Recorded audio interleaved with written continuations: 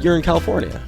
You're in Santa Monica. I mean, you're not. You're obviously in New York right now. Right, but you're of course. Santa Monica based. Yeah, we can't lie to the kids. They'll see straight through it. But yes, I like Santa Monica Bay. Yeah. Like How long have you been out there? 30 years. 30 years. Ish. Or 29. Wow. Half my life. Yeah.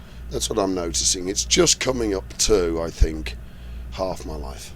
Those milestones are bittersweet. Well, just round numbers are tough to deal with. Just even having that many numbers to deal with is bittersweet. I didn't.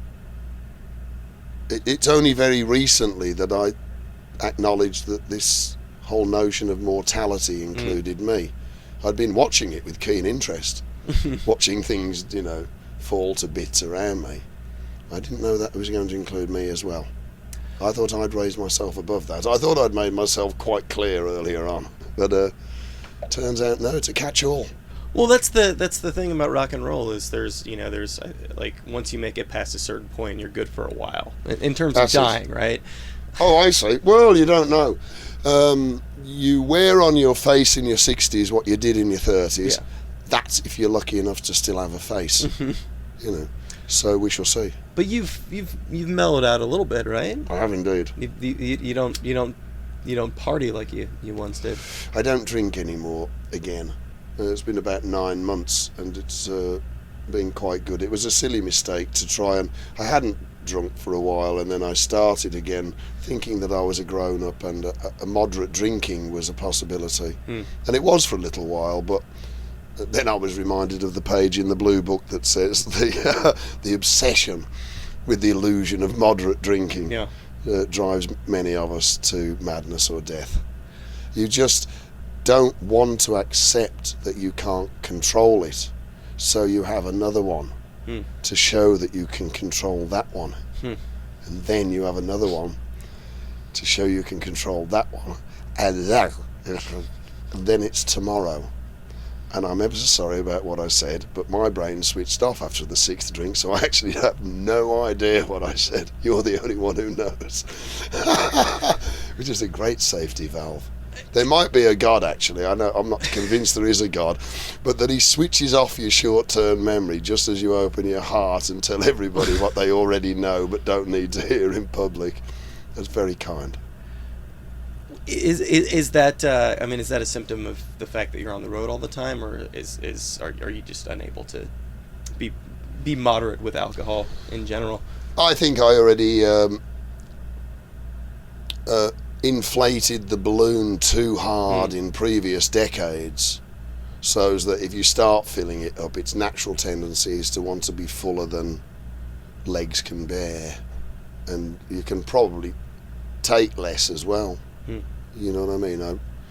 I can't do 10 pints without going to the toilet now. Probably now I couldn't do 10 pints without going to the toilet and not making it twice. And there's something that's not quite so glamorous about a 50-year-old with a wet leg. It just doesn't pull like it used to. I don't know. I don't think it was ever as charming as he thought it was. You just didn't notice because... But there's something about a James Dean. There's something about a reckless rebel in his 20s that's kind of glamorous. Yeah. And it can go on in a bit in the 30s. Whoa, he's a bit, and it starts off like, whoa, that guy's crazy. Yeah. And then, whoa, he's a bit crazy. Oh, watch him, he's crazy. Oh. And then you get your 50s and 60s. It's like, he's crazy. Puddle leg. Yes, he stands there with one leg in a puddle saying he was in the Clash or something. I think it was the Clash. I can't really tell what he's saying. Or he toured with the Clash, something. That's right, Dave, isn't it? You were in the Clash, were you? Yeah. Hey, give him a beer. He's all right. One type hopes to avoid being that person. Yeah. Was it the family? Was it the family that made you stop drinking? I mean, was it having a home life? No. No, that's what makes you start drinking. I thought it was the family. It's like, yes, there's a huge family propensity towards drinking. Yeah, but it's hard being a good parent when you're, when you're loaded. Yeah. Yeah, no, it is. It's useless. But those things happen. Those things all combine, really. Yeah. It's weird because when you're writing songs and thinking about parts in your head, then sadly, a certain bit of a buzz on don't seem to harm. It helps clear away all the other stuff, like societal stuff.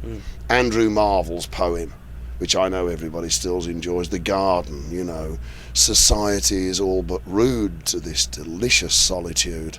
And having a couple of drinks and working on songs is like that. All the other nonsense about why we spend billions of dollars killing children and not enough money feeding them, all that goes away with a couple of drinks and a song to write. So there was a bit of a refuge in it, and I can't help but still think, even though I haven't had a drink in a few months, that I'd still rather be a dead Mozart than a living Salieri. You know what I mean? Ars longa vita brevis. Art's long, life is short. You know what I mean? If it took a couple of drinks to write a great song, I'd rather do that than sit around waiting to hear somebody else's. However, having said that, I don't really want to die of cirrhosis or something. And since I stopped drinking, it must have been the right time, so I've lost about 40 pounds. So it was obviously not doing me that much good. Yeah. In fact, I thought I was getting that metabolic syndrome I felt. I thought I was pushing it right to the edge there. At a certain point last year, I had one night where I thought I could die right now, couldn't I? And it seemed like a real option that if I just let the panic around what was going on swirl on, you could give yourself a heart attack or a stroke or something, you know. It was quite scary. But at that point, in fact, I actually found that I liked life quite a lot and managed to do some breathing exercises and bring it under control, and decided that, no, actually I was quite excited about living, which surprised me. Really? You seem to have had led a pretty charmed life as far as these things go. Yeah, I do. But you were surprised to learn that. Well, I was surprised that I loved life that much. I'd got a sense of ennui, you know. Yeah. Jean-Paul Sartre's ennui of the hands, like everything you touch just seemed boring. And so I was surprised. I mean, getting over the fact, having thought I was immortal anyway, then coming to terms that it might include me as well, mortality. This has all happened in the span of a year? Yeah, the last year. Yeah. And then feeling on death's doorstep with the black bat's breath on my neck, I actually found out that I wanted to relax and enjoy life. That was a surprise to me. But I'm glad. I mean, that's optimistic, isn't it? See, so this interview's not all down, is it? Yeah. I mean, I want to live. Dave Wakeling, shock, horror. You know. Well, you know, I guess from my standpoint, the surprising part is that it had gotten so dark for you. You know, certainly when I don't think it had. I didn't think it had. Yeah. But alcohol's a depressant, so you don't realise that each day you're looking through a sort of narrower and darker tunnel. You still think it's the whole world, but it tends to become cynical and sarcastic because you have a bleak vision of the world, and it tends, I think, in my case at least, it lacks compassion or empathy. It's dead easy to see what's wrong with everybody else as you're pissing down your leg, but it's not delivered in a way that helps them, because they already know that's what's wrong with them. So, you know, it just makes you tell the truth to the wrong people too loud at the wrong time. It's not possible to lie on alcohol. You're not that quick. You couldn't be devious. It just pours out. It's everything that you haven't said that you should have said comes out. Isn't it a little at odds though with being able to sort of I thought you were saying before that you were, you know, sort of shutting out the world around you, or at least shutting out some of the larger... Well, yes, that's right. Yeah. It does to start with, and then one of them gets a bit close and you unload. And another thing. Yeah. You know, if anybody comes in your periphery firing zone.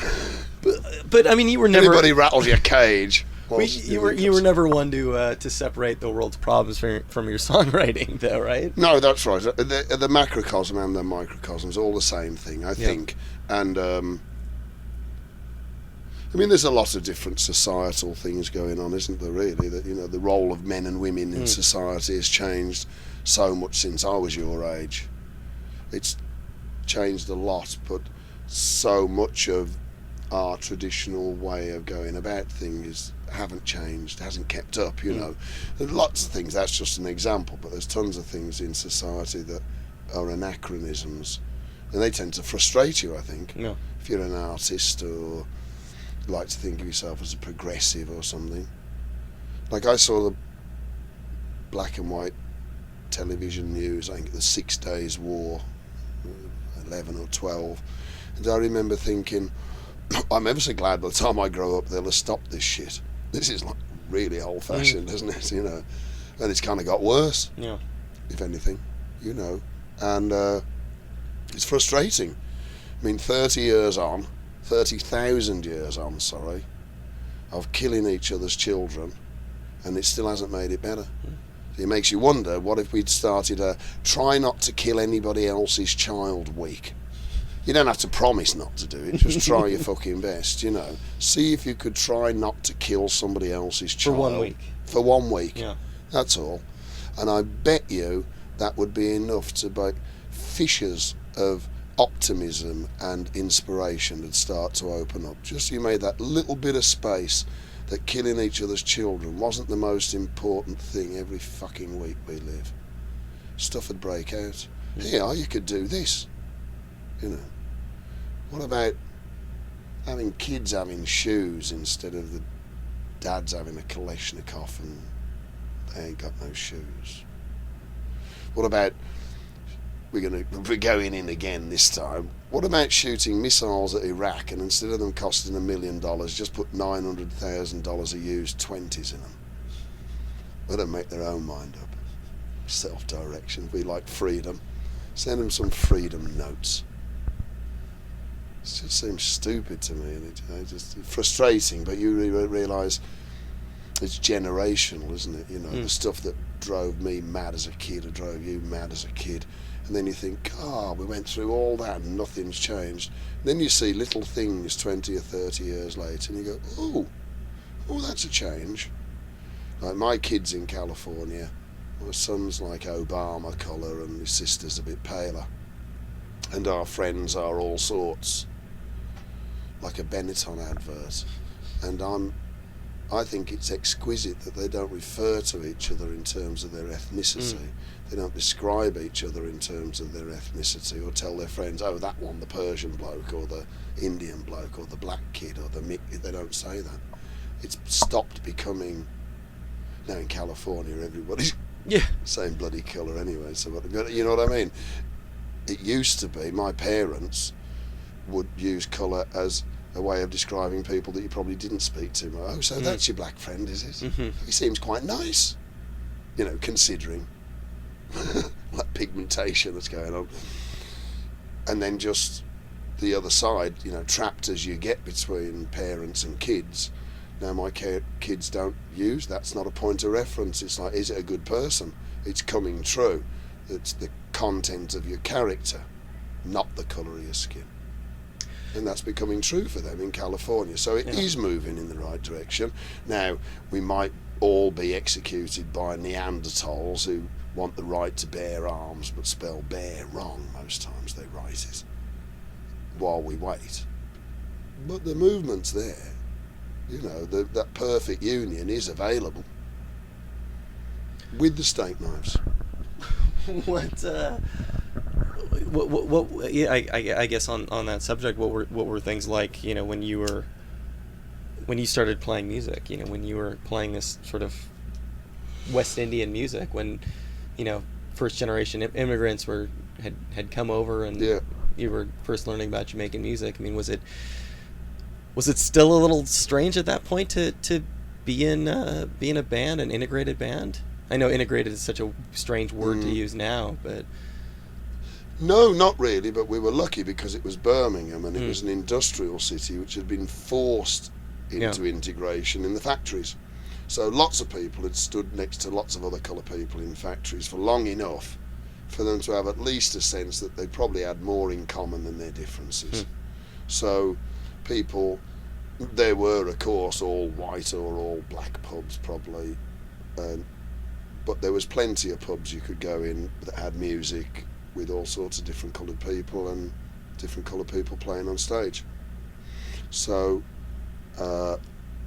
we were lucky because of that, I think.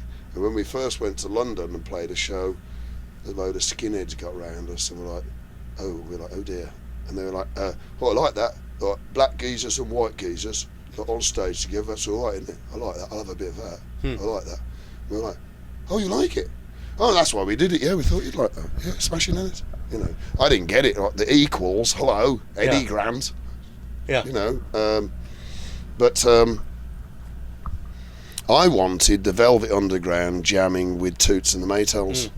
So whatever the instrumentation was required for that I wanted city angst and joie de vivre of the survival skip to Malou of reggae.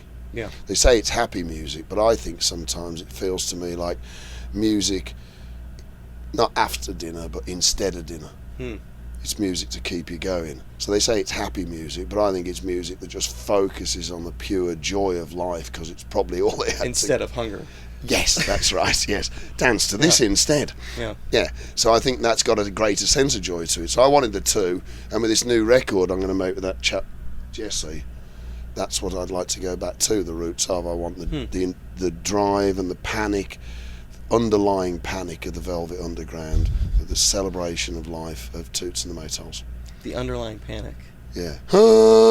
Dissonance. Oh no, something's gonna happen. Yeah. Probably. Oh no. That's city life, isn't it? You know, where the sound of hypertension. They say that's the sound of jazz, isn't it? Hypertension, city life. Yeah. 20th century city.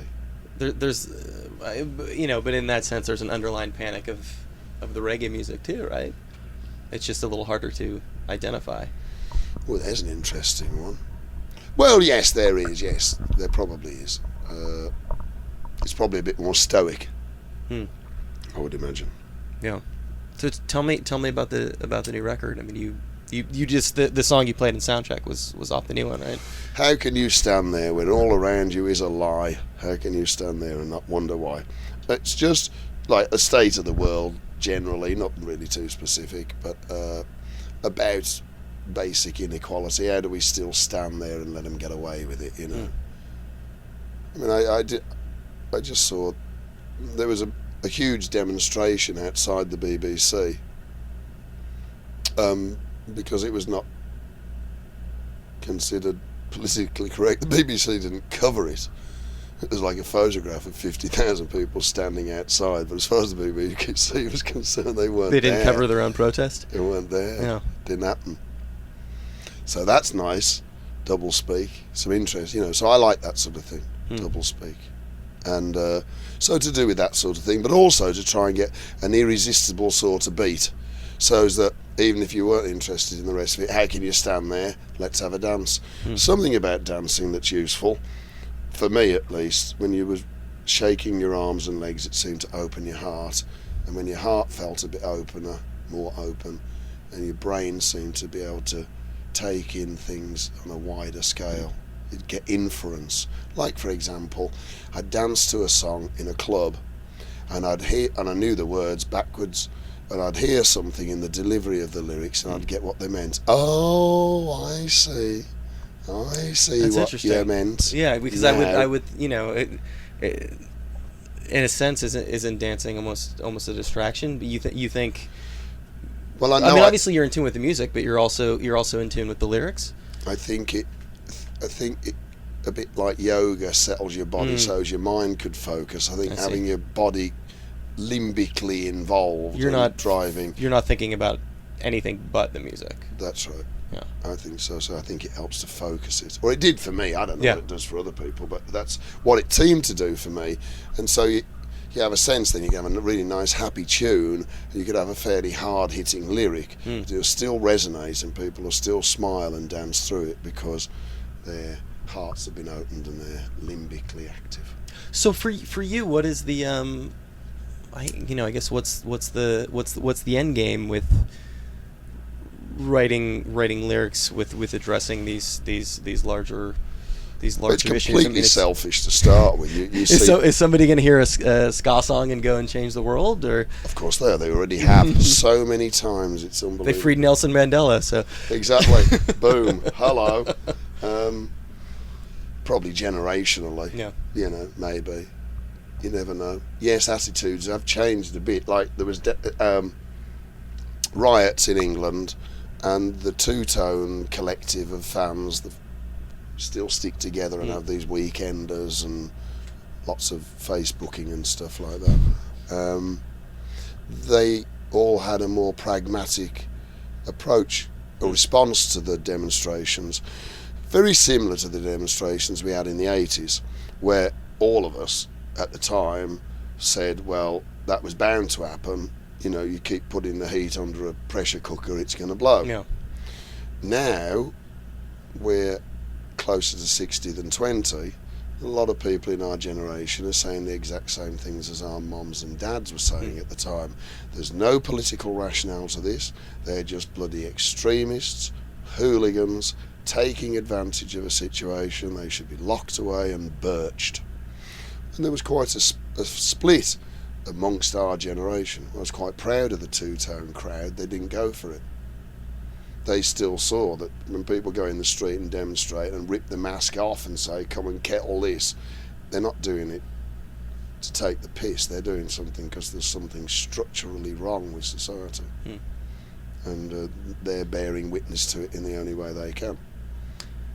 And you think being a part of the music has played a role in being part grounded? Being part of that two-tone tolerance, two-tone unity. Yeah, it made a difference, and I saw it in the way different people reacting on Facebook initially, but in the wider world, I thought it did make a difference. It's only tiny, but that's a big difference. That's a big difference from the generational response the previous generation. So yeah, it made a difference. Now that you're, I guess, back on the wagon, I think that's how it goes, back on the water wagon. On the I don't know what this water wagon is. I can't imagine that anybody would be enough of a business for somebody to drive around with a truck full of water. Now that wouldn't there be enough customers, would you? Well, I guess the idea is they're not drinking other things. But are you? Has your songwriting changed from that at all? I mean, it's obviously affected you on a personal level. Yeah, but that's a bit of an object-subject question. You know, I'm sort of. If anything, I think it's become a bit more declaratory. You would have thought it'd be a bit more compassionate, wouldn't you? But no, I can't say that in recent weeks it has.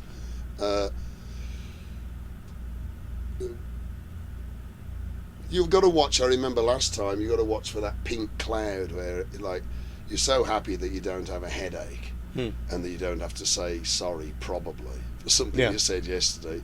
That life, in comparison, just seems so great. You just think that means everything's wonderful now. So, and that can go on for a couple of months. The pink cloud, it's called, and that's come and gone.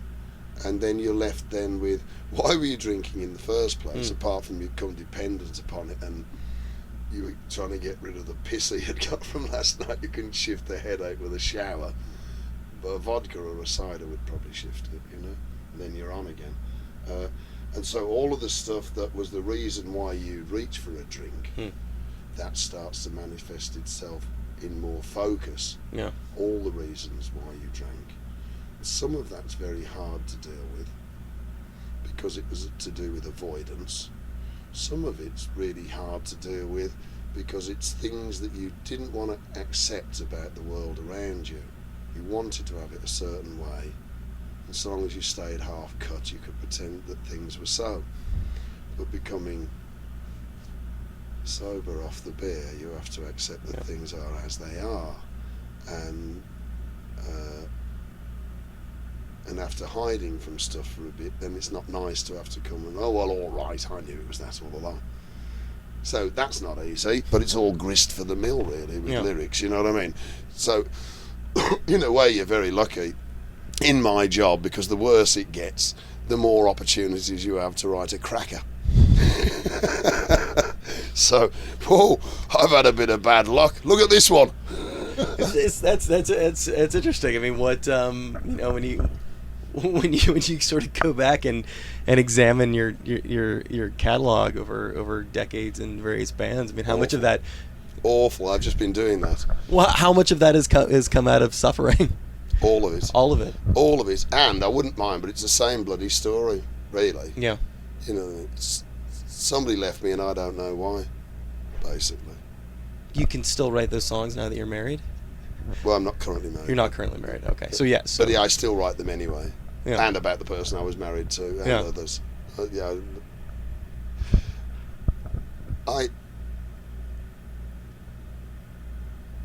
You always feel a sense of betrayal, you know. But it's worse for me because, as I pointed out to one of them, not only were they thinking the most awful things unsaid behind my back, they were also discussing it with each other. Many of them, ex-wives and girlfriends, without me knowing. That's the only explanation. do you have proof for this, or this is just? They're saying exactly the same thing, aren't they? There can be no other explanation. They've got a Facebook group, Unless it's me. which it couldn't possibly be. Exactly. See? So there. Yeah. There, the betrayal is proven. Yeah. Yeah.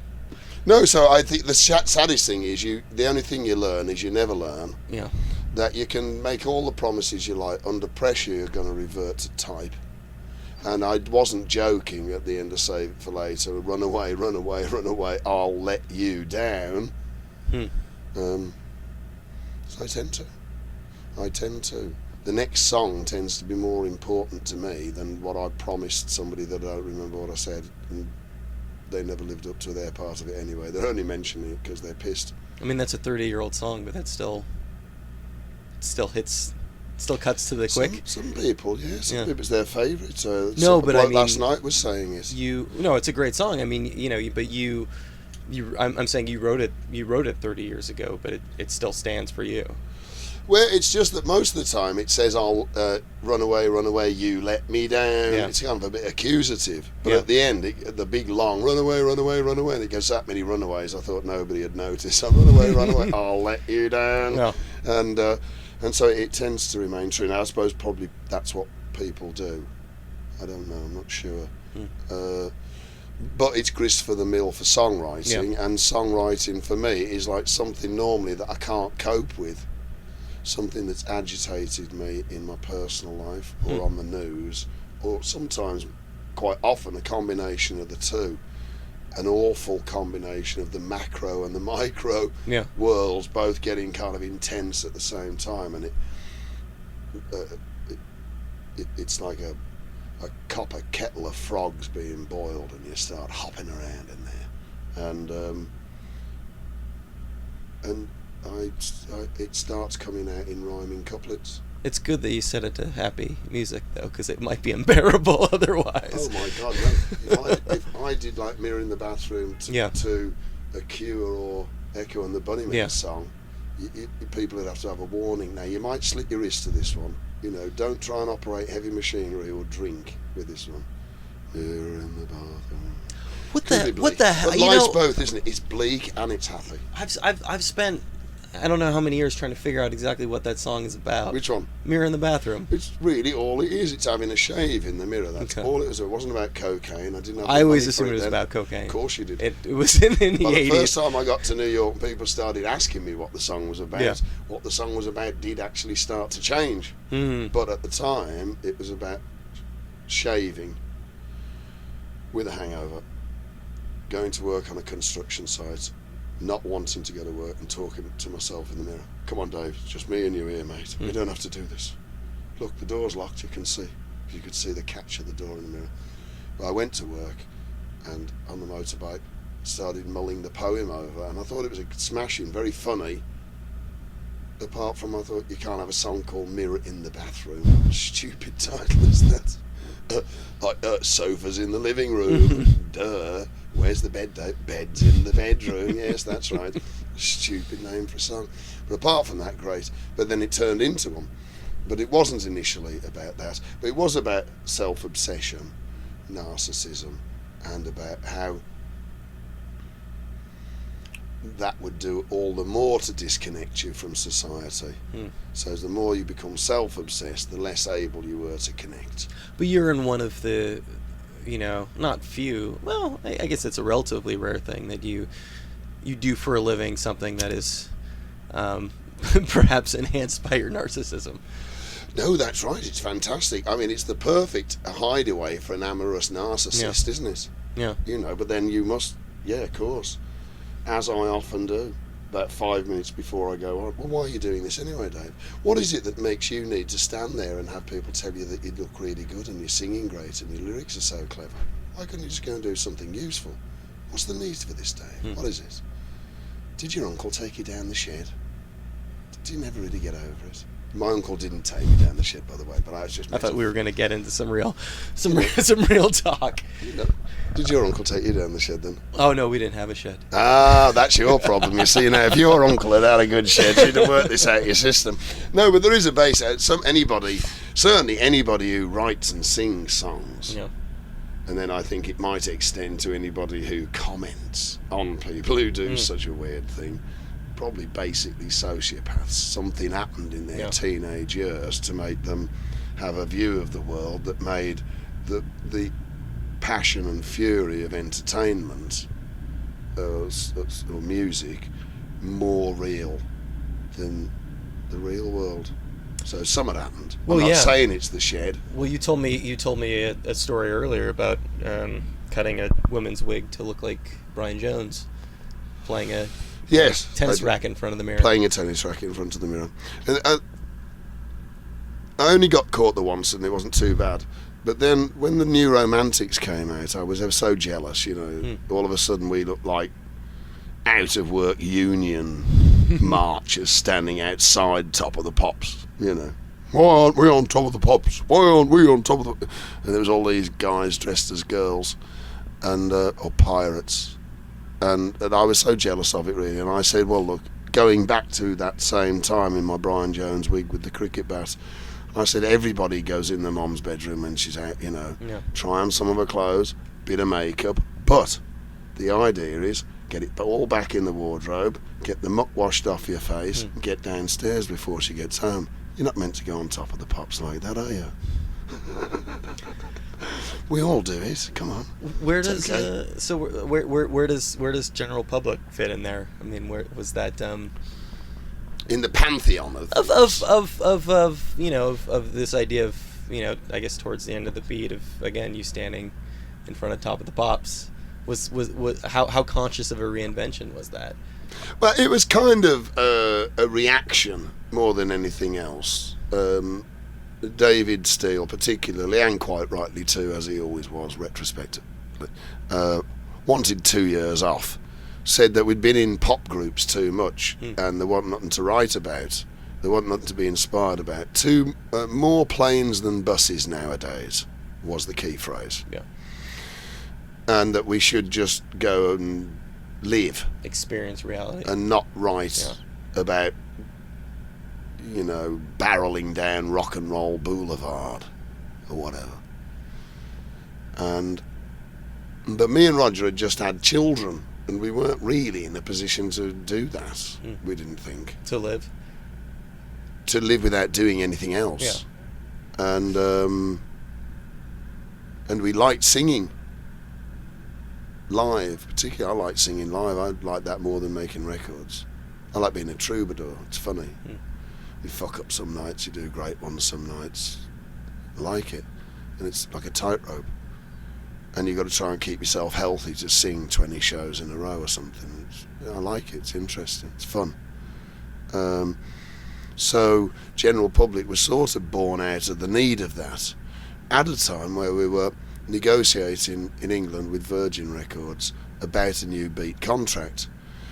But it would keep stopping, and then it sort of came out. It kept stopping because David Steele didn't want to do anything for a couple of years, and even if he did do the beat, he didn't want to tour America, and there was a long list of reasons why. Well, the beat had got fallen together magically. The first person we met who played every instrument was the person who ended up in the group. And everything was like rags to riches, you know, plucked from obscurity and suddenly two-tone darling spokespeople for a generation we hadn't even met, you know. Part of this movement that's sort of happening in different places at the same time. I mean, really perfect timing. immaculate. Yeah. So it all started to come to bits, and Virgin asked me, did I want a deal instead, because it didn't look like nobody wanted to do anything. And As in, do you want to be a pop star? Yeah. And I said yes. And I got some songs, Tenderness included, which they'd heard. Mm-hmm. I couldn't get anybody to record it. I was like, really? It's a great song. They couldn't be bothered to rehearse it. Just your just band? on your way, just the beat. It was it.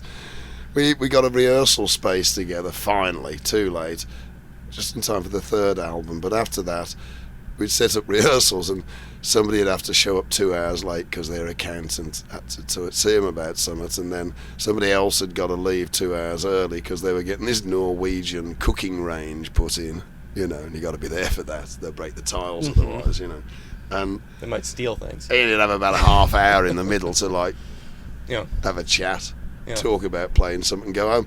So it was clear, it was clear that it was done. And so as that knock on the door, that poltergeist just shows the timing of it, immaculate. And so, but I kind of went down as the executioner. Although it was really, I was just left with the job of taking the death certificate from the hospital to the Office of Records to report the death. But I sort of went down as the executioner at the time. I didn't really care. I thought of the name in the first place, so who cares? Sodom. I don't care. But they'd packed in working with each other. Yeah. And they didn't work with each other afterwards, after I'd gone. They didn't carry on working with each other. And there's a reason for that. That's because they'd stopped working with each other before I left, which is why I left. We can end on this. A song? I hope it's a song. Yep. Do you like musicals? I hate them. I really hate them. The There's that leap of faith where suddenly I don't know why he's singing at me, and you have to look like and keep a straight face. It's like, fucking jerks just started singing. What do I do? And I hate it. I always feel so sorry for the person who's catching the singing. There's nothing that makes you more conscious of the fact that you're sitting watching actors act in front of fake singers. I know. It's like, oh, why did you do that? No, being a singer. I've had all sorts of stimuluses in my life that have made me want to respond to people in a certain way. But I don't think anybody's ever done or said anything that's made me want to burst into tune. Nothing you've ever said has made me want to do this. You should work that into the set. Casual conversation into a song. I'd like to tell you a little bit about this number. You have to do it in a New York style. Da, da, da, this little. Oh yeah, you'll need about 10 more people on stage to really pull that off. And a clapping. A pit. Yeah. But I know could you work with? I know you probably make a lot of money with this boing business and that. The advertising them blogs sell now is miraculous, isn't it? There's money. There's still money in entertainment. But if you wanted to get a little side number going as a stylist. Societal stylist. I could do with and I like the cut of your jib. 3 questions. They've been incisive, humorous, but connected. Connectivity. That's what they say. Well, let me bring it. Let's bring it around to boom. The Here front we go. To end it. How much does it cost to get a good interview in your thing? Then? How much does it cost to get it? What? We used to know the prices of all the magazines. As in, how much am I paying you to to speak to me? Is that the question? We should have settled that up before we started. Oh no! Shit. No, but I do want to know what specifically what the beat means to you, and I asked that from the standpoint of when the band ended the first time, that was the end of the band. That was you moving on to something else. That was I see. Yes. The end of the name, and now and definitely correct me if I'm wrong, but now my understanding is there's kind of this group that tours the U.S. but there's still some semblance of the UK version. Is that Roger? Okay. Has one, which did have Saxa in Everett in it and Blockhead. Yeah. Quite a lot of them, but they've all drifted off. So it's Roger who does one with his son. Pretty good. Yeah. Pretty good. And he probably thinks his is better than mine.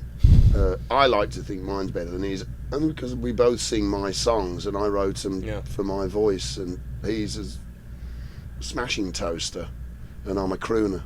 really. I can belt if I have to, but I'm a crooner by trade, and I wrote the lyrics. They're crooning lyrics, so I think he sings the faster, harder songs better. Yeah. And when he gets down to the crooning bits, he croons about as well as I toast. It's just sort of it's a strange thing, isn't it, that there are two versions Not of this really, thing because created? it would be a bit tough living 6,000 miles away, and we did do a general public, which didn't last for long, but it did come up with that great cover of I'll Take You There, which both President Clinton and President Obama used, and they both won twice. I'm not saying anything about the politics, but if anybody's ever looking for someone to write a tune to get to the White House, I'll Take You There, you know, from a song from a movie called Threesome. So I thought that was pretty good. And it didn't last very long, but one of the main reasons was it was like $10,000 just to have lunch and go and talk about having a rehearsal, just for someone to I'll fly the other side of the world then. And it was just too much. It was hard. We tried, and it was too much. And so it was quite amicable to start with. That I said, well, just use the name in England then, and then if I come to England, I'll work with you. If you come to America, you work with me. And it was all happy to start with, but then once his unit got a bit more functioning, then I wasn't welcomed anymore, really. And they tried to book a couple of tours of America. It's the original English Beats, original members. Yeah. But I wasn't invited. So it got a bit tenuous. I don't think, 9 times out of 10, it's not me and Roger, it's people who work for us, looking after their interests and what they perceive as mine or Roger's interests. And there's as many people who'd like us not to work together because it might jeopardise their position as would put us together. So often we've come close to working together, and then the representatives steam in with kind of unmanageable requests, so that everybody can walk away and go, oh, well, that could have happened, that nearly happened. But last time me and Roger sang together, there was no problem. We did a great job together. We even found we had muscle memory of silly little knee moves and that we did at the same time, and caught ourselves doing it. As we walked off stage, he said, oh, well, we still remember that, how to do that then. And I was like, yeah. He said, we've still got it then. I was like, yeah. So I've invited him a few times now, but it's difficult. He was the junior partner. He's now Napoleon and wears the coat to show it. And he sings my songs, but he don't really like talking to me. So it's awkward. It's awkward. But I think it will happen. I was just talking to somebody on the phone today about a way it might happen. And I only think it should happen, not because I think me and Roger owe each other anything. We did some great work together and we got bored of each other and maybe learnt as much as we'd got at the time, and that's fine. But everybody who I've spoken to about it, who have paid for everything that me, Roger, our children and grandchildren have eaten ever since, would like us to sing together, please, whilst we can, and whilst they can come out and enjoy it. And could we shut up and sing? And so I'm like, yeah, fine. I mean, it's a stupid dream with a cricket bat and a Brian Jones wig on. You're only doing it because you don't think it's going to happen. It's a fantasy that you're going to be a songwriter, a troubadour. And now, I'm getting to the stage where I might need to be looking around for a Brian Jones wig. You ended up a lot better than Brian Jones did, though. Well, the band didn't drown me, if that's what you're saying. I managed to get out. It was the swim training, I was an avid swimmer before, and I managed to dodge that one, I could have done with drowning. A good drowning would have taught me a lesson, I think. It would have calmed me down, sometimes. It's about all that would have calmed me down. And I think now, in retrospect, I was trying to drown myself in beer. Yes, to put everybody else out of their misery, but I just kept passing out before I'd finally waterboarded myself to the correct point. There you have it. Dave Wakeling of the English Beat. Of the Beats, I guess, if you're anywhere but here in the United States, and general public. A lot of fun speaking with Dave. We recorded that one on his tour bus. It was parked outside the City Winery in Manhattan. I just remember being an incredibly hot day, so thank goodness for tour bus air conditioning, and a lot of pleasure speaking with Mr. Wakeling.